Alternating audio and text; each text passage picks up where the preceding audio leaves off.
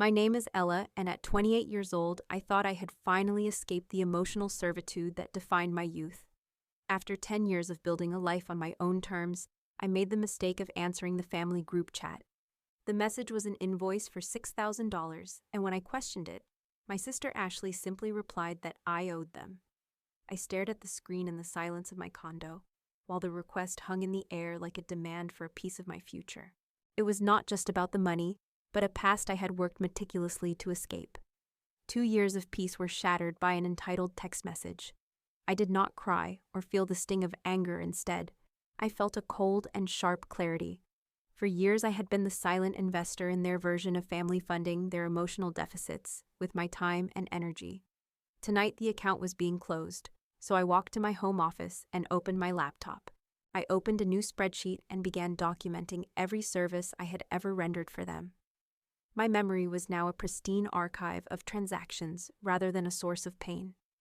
I started with emergency babysitting for Ashley's Fashion Expo trip 4 years ago, which I logged as 72 hours at a professional nanny rate. I added the time I spent as an unpaid inventory clerk for her holiday rush, and the hours I spent driving my mother to multiple stores for Ashley's curtains. I included the $2,000 I loaned Ashley for her first website design, which she conveniently forgot once the site went live, and the $800 I paid to fix my father's car when he could not afford the repair. The list grew to include plane tickets for family emergencies that were never emergencies, and catered dinners I had paid for that they barely acknowledged. I assigned a conservative value to everything because this was not about revenge, but accounting. At midnight, I clicked the sum function, and the final number glowed at the bottom of the spreadsheet as $14,250. I saved the file as the Clark Family Outstanding Ledger and returned to the group chat. I attached the document and sent a single calm sentence stating that once my much larger invoice was settled in full, I would be happy to discuss extending them a new line of credit. My phone immediately began to vibrate with a frantic flurry of notifications from Ashley and my parents. They were shocked by what I had done and demanded that I call them right now, but I did not answer a single one. I silenced my phone and poured a glass of water with a perfectly steady hand. I realized they were not shocked by their own actions, but rather by the fact that I had finally sent them the bill. This was not a breakdown, but a balance sheet, and for the first time in my life, I was on the right side of the ledger. I woke up the next morning to 27 missed calls and 43 new text messages. The digital onslaught felt like a storm cloud gathering just for me, but I did not need to check the messages to know they would be full of disbelief, outrage, and accusations of selfishness. I made coffee as the sun streamed through my blinds, and the familiar aroma grounded me in the life I had built for myself, brick by painful brick. As the coffee brewed the memories that fueled last night's spreadsheet began to surface, not as painful wounds, but as cold, hard evidence. I remembered standing in my parents' kitchen 2 years ago while the scent of roast chicken and cherry pie filled the air. I had spent all morning preparing that food, and I chose that moment to announce that I had been promoted to senior clinical specialist. I told them I was being transferred to the Raleigh office, but no one even looked up from the television. The drone of a baseball game and Ashley's social media sales pitch completely drowned out my life-altering news. It was not that they were just distracted, but rather that my life and my accomplishments were simply not on their frequency. Minutes later, when Ashley announced a $2,000 sales day, they responded with cheers and beaming smiles, while my 15% raise and relocation bonus earned nothing. That was the pattern of my existence, where I was background noise until a service was required. I was the reliable and invisible infrastructure of the family, acting as the unpaid caterer for every holiday and the on-call babysitter so Ashley could pursue her dreams. I was the emergency fund for every one of their poor decisions. I took a sip of coffee and felt an icy resolve settle in my heart as I compared their enthusiasm for her to their silence for me. They had not even called me on my last birthday. When I finally called my mother that evening, her voice was rushed and unapologetic as she explained she had been on the phone with Ashley all day. There was always a crisis with Ashley's boutique, or Ashley's kids, or Ashley's drama, and it was the sun around which their entire solar system revolved. I was merely a distant cold moon only noticed when my gravitational pull could be used to solve one of their problems. Last night was not an isolated incident. but the culmination of a lifetime of transactions where I was the only one paying. My ledger was a declaration of existence and proof that my time and labor had value even if they had never seen it. For the first time, I was not just asking to be seen, but I was demanding to be paid. The barrage of texts and calls continued for 2 days as they tried to break my silence. When their initial shock and anger failed to get a response, their strategy shifted from outrage to manipulation. On the third morning, my mother called and I finally answered, putting her on speaker while I watered my plants. Her voice was thick with manufactured tears, which I recognized as her opening move in a campaign of guilt. She told me she had been so worried and asked how I could be so fine when my sister was a total wreck, who hadn't slept. I stayed neutral and told her I had simply sent a statement of services rendered, which was standard business practice. The tears in my mother's voice vanished instantly, replaced by a sharp and wounded edge as she screamed that this was family, not business. She began reciting the standard script, asking how I could do this after everything they had done for me. She reminded me that they had raised me and fed me and given me a home. I calmly agreed that they had done the bare minimum required of parents, and that I was grateful, but I told her that those basic duties did not entitle them to a lifetime of my indentured servitude. There was a sharp intake of breath on the other end of the line as she asked who had been putting these ideas in my head. She accused me of changing and becoming cold and selfish in my new life. I corrected her gently by saying I had not become selfish, but had simply stopped being selfless to my own detriment. Her voice dropped to a conspiratorial whisper as she pleaded for her other daughter. She confessed that Ashley's boutique had failed and that she was in a terrible amount of debt. She admitted they were hoping that with my new job and big promotion, I could help her and the rest of the family. And there it was, the truth wrapped in a blanket of emotional blackmail. My success was never a cause for their celebration, it was merely a resource for their exploitation. They didn't want to hear about my life, they just wanted to know how much of it they could consume. I told my mother that my finances were my own, just as Ashley's were hers, and that my voice left no room for negotiation. I reiterated that I had attached my invoice, and if Ashley wanted to discuss a payment plan for her outstanding balance of $14,000, she could contact me via email. My mother whispered that she couldn't believe I was being serious, but I told her I had never been more serious in my life. I hung up before she could respond while my heart beat a steady rhythmic drum. The guilt I had expected to feel was entirely absent, and in its place was a profound and unshakable sense of rightness. I realized that they had escalated with emotion, so it was now my turn to escalate, with something they would understand even better, which was formality. That phone call was a turning point because it proved they would never see my boundaries as valid. They would only ever see my limits as obstacles to be overcome with more manipulation. Since emotional appeals had failed, I knew they would likely try something else, so I decided to get ahead of them. That afternoon, I spent an hour on the phone with a lawyer specializing in family law and harassment to prepare my next move. I explained the situation to the lawyer with the same clinical detachment I had used to build my spreadsheet. I recounted the years of financial demands, the recent $6,000 invoice, and the subsequent campaign of harassment. The lawyer, a woman named Miss Albright, told me that I needed to establish a clear and legally defensible boundary. She suggested a strongly worded cease and desist letter as the appropriate first step. It would put them on formal notice that any further contact outside of written correspondence regarding their debt to me would be considered harassment. That was exactly what I wanted to hear. Miss Albright drafted the letter that same day, and it was a masterpiece of cold legal prose. The document referenced specific dates and times of their unwanted contact, and outlined my legal right to peace and privacy. It stated in no uncertain terms that direct communication via phone text or in-person visits was to stop immediately. All future correspondence was to be directed to her office. I read the draft, and a sense of profound relief washed over me because this document was the armor I had never had in my youth. It took my personal no and transformed it into a legal barricade that they could not simply shout over. I had her send it via certified mail to my parents' house and to Ashley's address.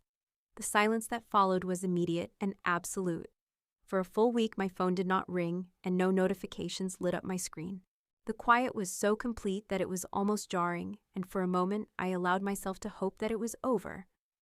I hoped that the stark finality of a legal document had finally gotten the message through their thick wall of entitlement. I wanted to believe they had finally accepted that I was no longer an open bank account, but I should have known better than to trust their silence. They were not retreating or reflecting on their actions, they were just regrouping for a more desperate and dangerous assault. The quiet lasted exactly 9 days. On the 10th day, I was in a meeting at work when my phone vibrated with an alert from my credit monitoring service. I glanced down expecting it to be a routine score update, but the text on the screen made my blood run cold. It was a fraud alert stating that a credit card application with a $20,000 limit had been submitted in my name.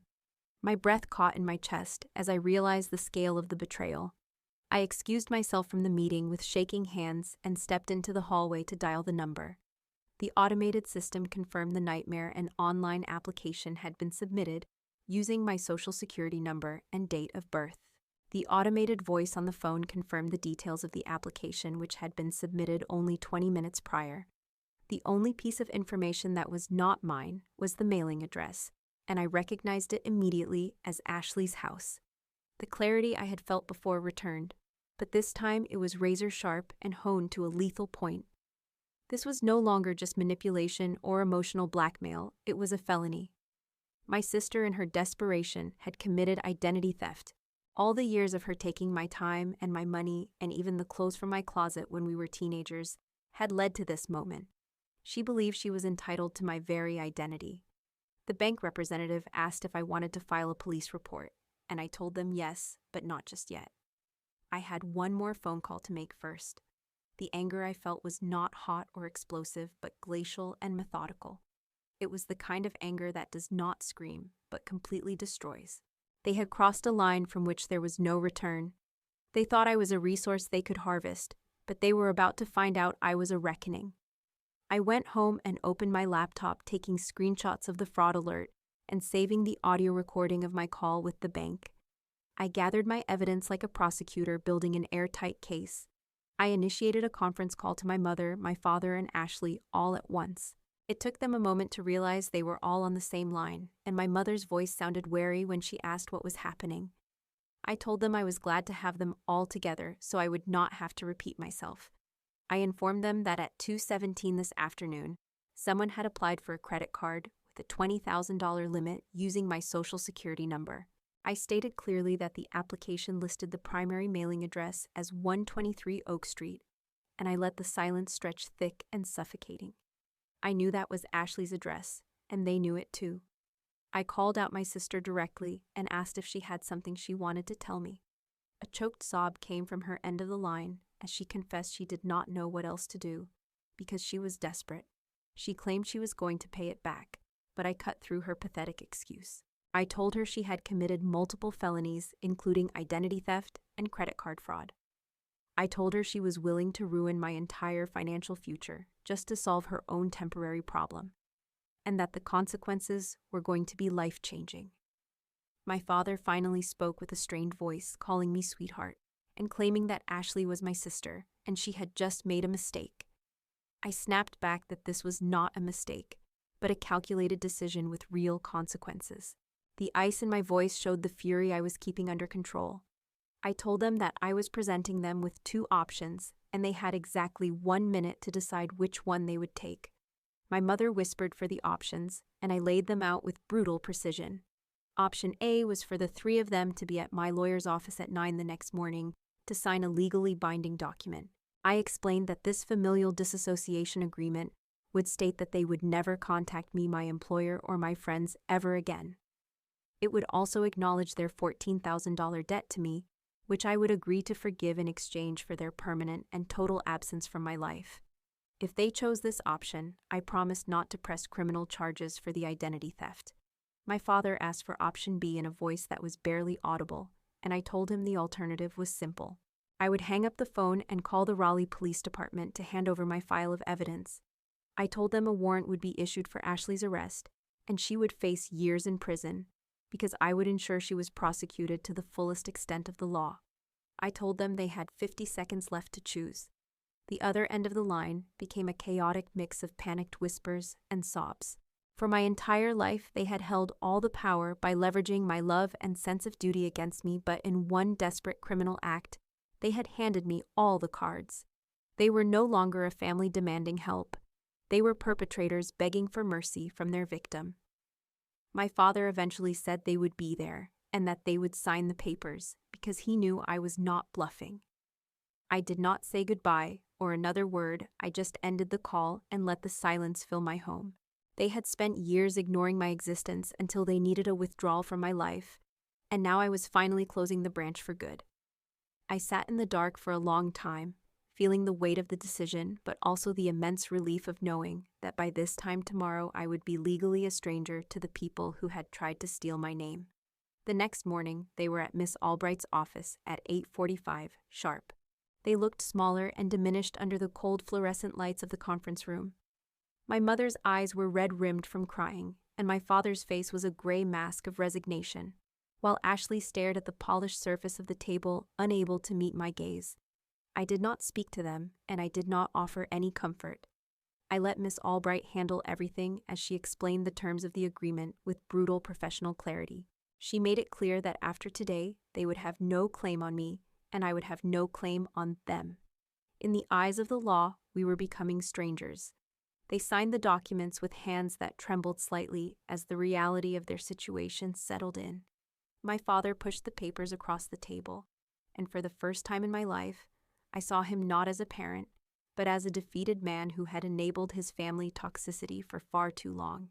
He had chosen to protect Ashley's irresponsibility over my safety for decades, and this was the final result of that choice. When the last signature was witnessed and the seals were applied, they left the office without saying a single word to me.